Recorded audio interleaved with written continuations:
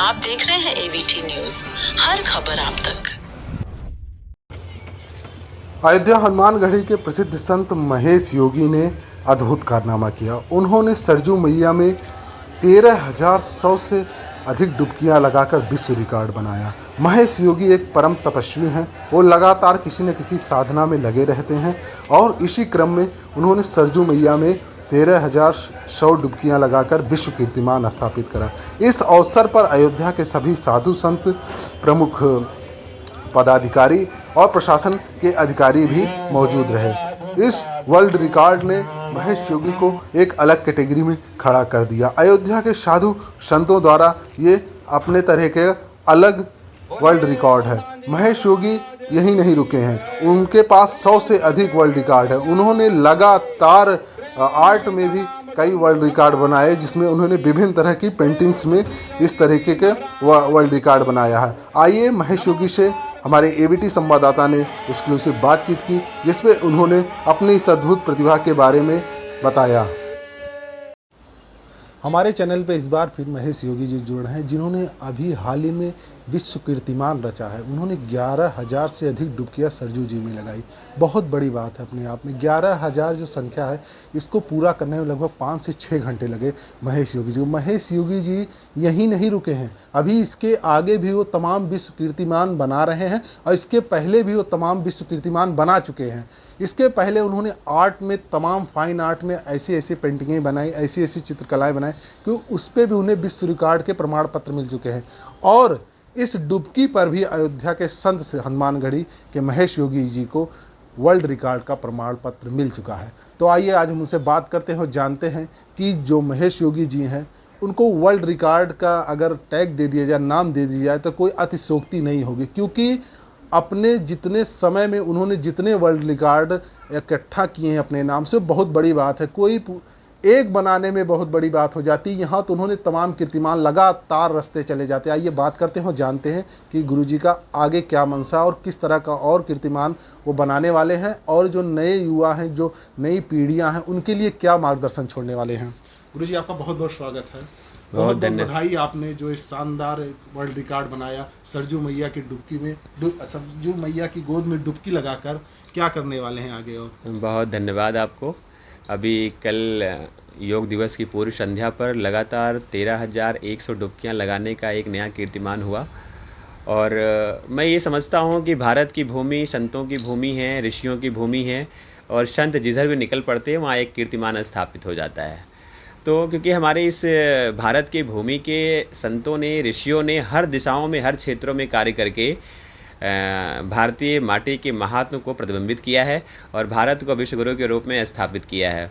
तो मेरी परिकल्पना ये है कि अगर हमारे पूर्वजों की जो आत्मबल की जो योग शक्ति थी, जो उनकी साधना की शक्ति थी, वो उन्होंने इतने विशाल साधना के बल पर भारत को विश्वगुरु बना करके मुझे दिया है, तो कल के मेरी भी जिम्मेदारी बनती है कि मैं अपने बालकों को, मैं अपने विद्यार्थियों को क्या दे करके जा रहा हूँ, जिससे वो भी गर्वित कर सके कि मेरे पूर्वजों ने किया।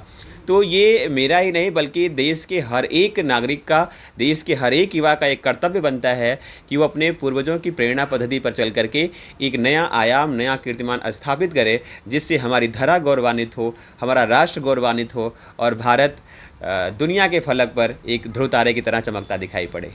महाराज जी, आप हनुमान जी गढ़ी से हैं। हनुमान जी का एक कीर्तिमान तो है ही है, परम राम जी के परम भक्त थे, समुद्रनाथ गए। आपने सरजू मैया में 11,000 डुबकी या 13,000 डुबकी लगाई।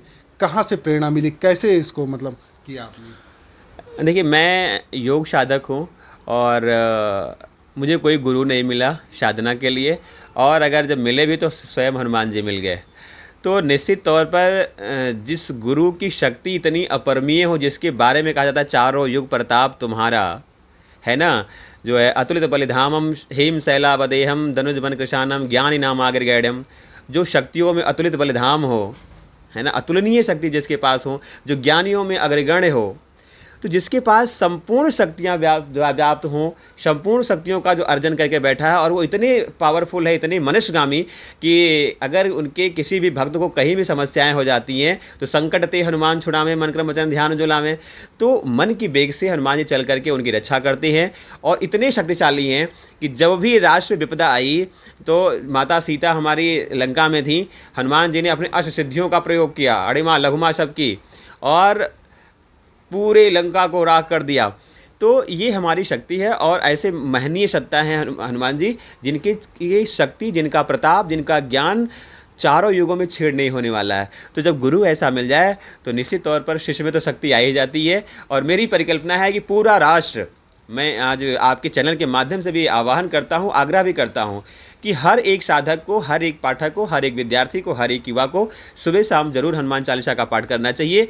हनुमान जी के प्रति 10 मिनट का ध्यान होना चाहिए, 11 मिनट का ध्यान होना चाहिए। उसके बाद जब हम जिस क्रिया में, जिस कार्यों में क्रियान्वयन करेंगे वो एक अपने आप में कीर्तिमान हो जाएगा। महाराज जी, पहले भगवा चोला, अब ये सफ़ेद चोला, क्या निर्देश कर रहा है, क्या कहना चाह रहे हैं आप इस? अभी तक करीब मैंने 20 वर्षों से, जब मेरी यात्रा आरंभ हुई, योग की यात्रा आरंभ हुई, तो मैं संन्यास धारण करके लगातार पूरे देश में सेवा कर रहा था। देश के पूरे योग और कला, साहित्य, आध्यात्म को लेकर के कार्य कर रहा था।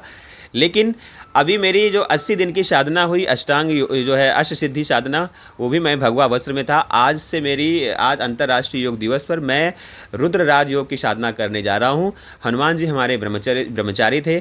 आज से मैं उनकी चरणस्थली में ब्रह्मचर्य साधना करने जा रहा हूँ। जो है सप्त चक्रों की साधना मेरी आरंभ हो रही है। इसलिए मैंने 71 दिवस की पूरी साधना के लिए ब्रह्मचर्य स्वरूप धारण किया है। महाराज जी, आखिरी सवाल, ये सप्त चक्र है क्या? हमारे दर्शकों को थोड़ा आप बताइए ताकि वो समझ सकें इसकी मूलभूत चीज़ें क्या होती हैं, इसका क्या लाभ होता है। हमारे शरीर में जो चक्रों का महात्म्य है कि जैसे पूरी प्रकृति को अगर हम देखें तो पूरा ब्रह्मांड हमारा 5 तत्वों से निर्मित है, छित जल पावक गगन समीर। हमारा पूरा शरीर 5 तत्वों से निर्मित है, छित जल पावक गगन समीर। और जब ये पांचों तत्वों को अलग अलग कर दिया जाए तो शरीर खत्म हो गई, और पांचों तत्वों को यूनाइट कर दिया जाए तो एक मनुष्य साक्षात रूप में प्रकट हो गया। अगर इन पांचों तत्वों को हम प्रकृति में इन्वॉल्व कर देते तो हमारा पूरा प्राकृतिक इन्वायरमेंट तैयार हो जाता है। उसी प्रकार से हमारे जो 7 चक्र हैं वो हमारे शरीर की आंतरिक संरचना के सबसे प्रमुख कारक हैं। और जब वो एक्टिव हो जाते हैं, जैसे हम लोग कहते हैं ना कि अगर हमारी मेमोरी एक्टिव हो तो हमारी मेमोरी में ये ब्रह्म पिंड है और ये ब्रह्मांड का ज्ञान है। अगर हम 10-5% अपनी मेमोरी का सदुपयोग करते हैं तो मुझे ब्रह्म शक्तियों के ज्ञान प्राप्त होने लगते हैं। तो उसी प्रकार से हमारे सप्त चक्र, जब सप्त चक्रों की हमारी साधना शुरू होती है तो उस पर हम 2-4-10% भी अध्ययन करना शुरू कर देते हैं तो हमारी शक्ति अपरमीय हो जाती है। अब इसके साथ साथ जैसे हमारी मेमोरी क्षमता कैसी होनी चाहिए कि हम 24 घंटे कार्य करें और हमारी मेमोरी में थकावट ना आए। अगर हम पूरा दिन काम करते रहें, हमारी शरीर में थकावट ना आनी पाए, हमारी नाड़ियाँ ना डैमेज हों, हमारे संकल्प खंडित ना हों, इन सारी चीज़ों के लिए चक्रों की साधनाएं होती हैं। अभी मैं इसका शुभारंभ कर रहा हूं क्योंकि मेरा 7 वर्षों की तपस्या है। 7 वर्षों से मैंने रुद्रराज योग पर अध्ययन किया है और मैं उस पर शोध करता रहा। अब ये मेरा प्रयोगात्मक भाव है। अब 71 दिवस तक पूरे 7 वर्ष की हम अपनी साधना को प्रयोगात्मक फॉर्म में लाएंगे और उसके बाद मेरी परिकल्पना है कि पूरे भारतवर्ष के जितने भी विद्यार्थी हैं, जितने युवा साधक हैं, सब तक रुद्रराज योग का महात्म पहुँचे और भारत का प्रत्येक बच्चा श्री हनुमान जी के चरणस्थली में आकर के रुद्रराज योग से जुड़े तो निश्चित तौर पर उसकी शक्ति अपरमीय होगी, उसकी बौद्धिक क्षमता अपरमीय होगी, उसकी ज्ञान शक्ति, तर्क शक्ति अपरमीय होगी और वो हनुमान जी की भांति उनके चरण में रह करके राष्ट्र के लिए एक नए अभ्युदय का कार्य करेगा और भारत को विश्व गुरु के रूप में स्थापित करने के लिए सहगामी बन सकेगा। महाराज जी, आखिरी सवाल, आपने कहा हमारे गुरुजी हनुमान जी हैं। अगर किसी विषय पे आप फंसते या कोई चीज़ समझ में नहीं आती तो हनुमान जी का किस तरीके मार्गदर्शन आपको मिलता है? देखिए, रीजन क्या है कि ईश्वरीय सत्ता हर समय मार्गदर्शन करती रही। मैं आपको बताऊं कि मैं इतनी विषम स्थितियों में इतनी बड़ी बड़ी साधनाएं मेरे द्वारा हनुमान जी ने करा लिया है। लगभग हमारे संस्थान से 114वां विश्व रिकॉर्ड दर्ज हुआ और प्रेरणा स्रोत के रूप में सिर्फ हनुमान जी मिले। आज मैंने 4 योगधाम की कल्पना की है और इतने बड़े बड़े सारे सैकड़ों विश्व रिकॉर्ड एक साथ बने हुए हैं। तो जब भी मैं ऐसी विषम स्थितियों में आता हूँ तो सपोज़ करिए, मैं एक उदाहरण आपसे भी लेना चाह रहा हूँ कि हमारे यहाँ ज्ञान के लिए गुरु होते हैं, भौतिक गुरु होते हैं, लेकिन भौतिक गुरु को हम सेकेंडरी पोजीशन पर रखते हैं, हम प्रथम पोजीशन पे तत्व गुरु को रखते हैं। अगर महात्मा बुद्ध जी को ज्ञान की प्राप्ति हुई तो वो किस गुरु से हुई? तत्व से हुई। वहाँ पे कोई गुरु भौतिक रूप से नहीं था।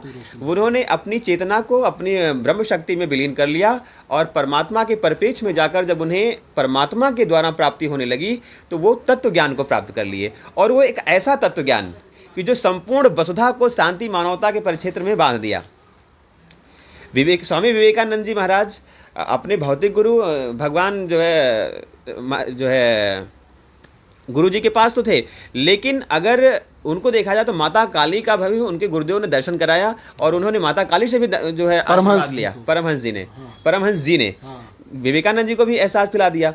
तो निश्चित तौर पर हमारे यहाँ ज्ञान के दो आयाम हैं, एक भौतिक पक्ष भौतिक गुरु द्वारा भौतिक ज्ञान और एक आत्मिक पक्ष तत्व ज्ञान की प्राप्ति परम तत्व के द्वारा परमात्मा के द्वारा हो सकता है, जिसका हम आभास केवल ध्यान मार्ग से ही कर सकते हैं। और जब भी हम ध्यान में बैठते हैं तो जो हमारी आकांक्षाएं हैं, जो हमारी जो है योग की शक्तियां हैं, या जो मैं जिस पथ पर निकलना चाहता हूं, वो ध्यान मार्ग में श्री हनुमान जी महाराज उसको प्रस्फुटित कराते हैं, प्रतिबिंबित कराते हैं। बहुत बहुत